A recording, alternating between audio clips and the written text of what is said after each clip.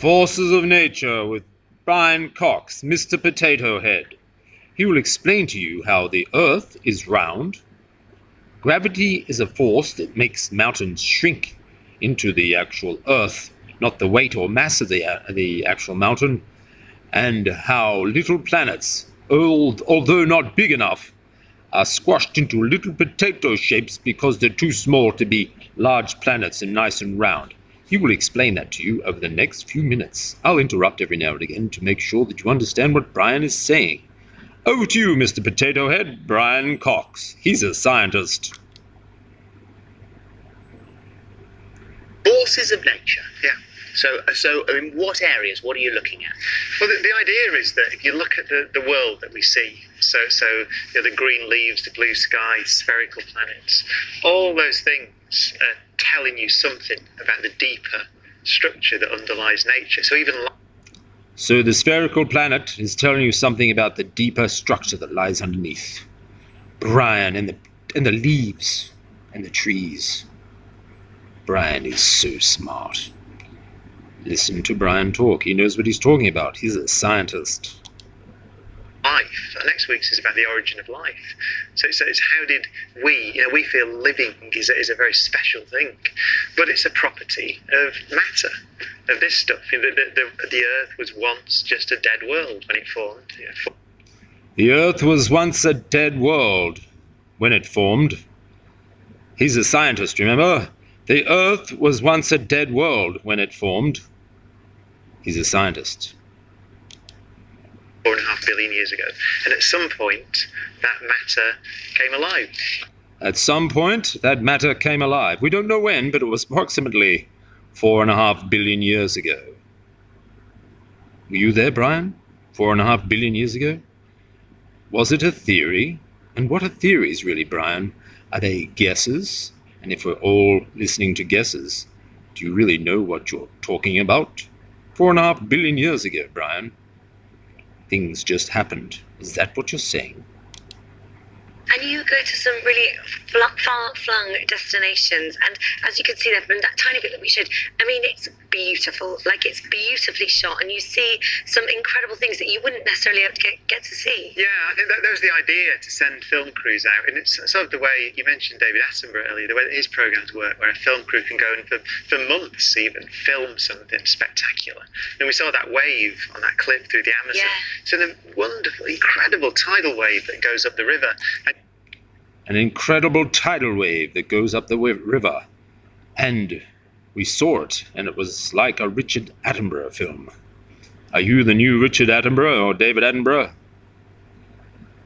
More from Bryan. You see in the film that someone spends their life surfing it. So there's his whole thing is to wait for this wave and surf into the jungle of the Amazon. How does it come along? It comes when the moon and the sun are aligned. So I think it's about once every...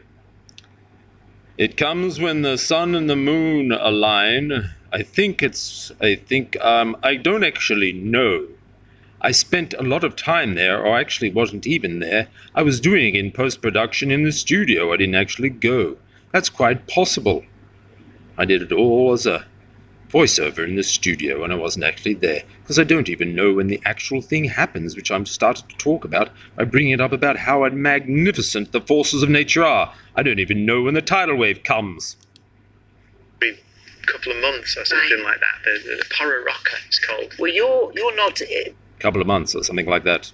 Because they go out and they sit for months waiting for something to happen, Sit for months waiting for something to happen. Right thing to happen. You're not there all the time. You're in this one less, aren't you? Yeah, I mean, that was the idea. Not there all the time. Yeah, that was the idea. I think I was in post-production, doing voiceovers. I wasn't actually there. Idea to film these beautiful things. So you can't, if I'm there, it's you can't spend all that time. We had different crews out and did the same. If I'm there, you can't spend all that time. We have different crews out there. So you weren't actually there. You were just doing voiceovers. Time filming things. And then the idea is to try and stitch it together.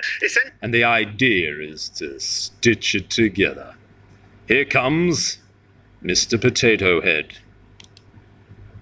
Actually, you asked the question, what is it? What's the tallest mountain you could make on a planet like the Earth? What sets that? So you've got the Earth's gravity, which... You got the Earth's gravity. Can you explain gravity, please, Bryan, Mr. Scientist? No, we can't explain it, but we have a theory. And a theory is a guess. Isn't that right, Bryan?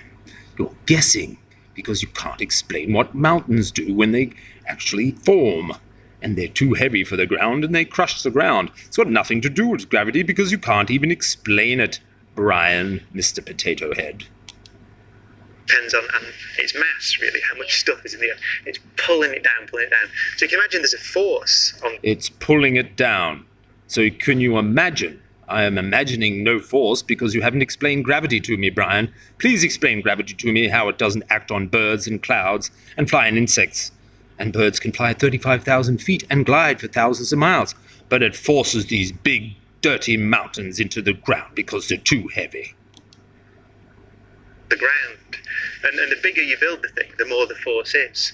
The bigger you build the mountain, Bryan. That sounds interesting. And you're a scientist, and the mountains get built, do they? And you can work out, well, what is it when that force overwhelms the strength of the rock and it starts to sink? And it's actually on Earth, the mountain... It would be nothing to do with the weight of the mountain, would it? It's just a giant, enormous mass, Bryan. It's just crushing the ground beneath it because it's so enormous. It would have nothing to do with it. How do they build a skyscraper, Bryan? Do they build it on top of the ground with no formation or foundation underneath? No, they dig down, Bryan, so it's got a superstructure, so the actual building doesn't punch through the surface of the Earth. Have you heard about seismic earthquakes, Bryan, that are caused by large buildings that pinpoint the Earth in small, concentrated elements of extremely high weight? No, you don't, but you think that the mountains are crushed or forced down by gravity, something you can't even explain. Over to you, Mr. Potato Head. In Mauna Kea, which is one of the Hawaiian volcanoes. It's actually taller than Everest if you measure from the surface of the sea. Look, he's using his hands to show how tall it is. My God, it's tall. His hand is very high in the air. Look at this man. He's completely entranced by Bryan's speak. I think he likes his hair. And that's sinking. So that's as tall as it can get. Sinking. Yeah, so it's too So heavy. that is as tall as they go. Yeah. They could go. So if you've got a big... That's as tall as they can go. They've made a decision on a breakfast program about how tall mountains can grow. They've stated that they know that this is the furthest a mountain can actually grow on a breakfast program. Yes. enough planet with enough gravity, essentially, then anything that gets too big will sink. And gravity just works in it. It doesn't care which angle you're at. So it shrinks into a circle, into a sphere, if it's big enough. And then you look out to the solar system and what did you say then, Bryan? You said it'll shrink it into a sphere if it's big enough. So what is the definition of big enough? Do we have anything that's big? What is big? Let's listen to Bryan's theory. Here comes Mr. Potato Head. little moons, less than about 150 miles across or something like that, have not got enough gravity, so they're all misshapen. They haven't got enough gravity. The little moons haven't got enough gravity. So poor little Bryan has to say, oh my God, they're going to turn into something. What are they going to turn into, Mr. Potato Head? It's called the potato radius. So you get potato shape. I can say that one. the potato radius. So Oh yeah. So well, the way that I demonstrated it. Look, he's going to show us with his hands what gravity does to planets. My God, it's so good to see a man who's so intelligent showing us what he does with his hands to simulate gravity on a planet. It's so scientific. Just wanted to get measured, don't you? So the way that we demonstrated it in the program is saying, so what am I doing? If I want to make that into a ball, then I have to apply enough force to overcome if I don't apply enough force, then it'll stay like some sort of mistake, potato shape. So that's what gravity is doing, really. It's acting as a force that's squashing it down. And It's turning it into a potato. Gravity is turning planets into potato shapes. My God.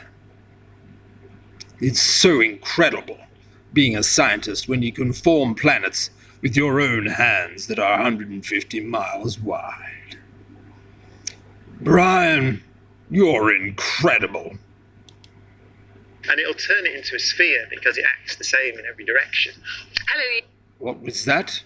It'll turn into a sphere and it acts in every direction, but you just said it didn't have enough mass to get through.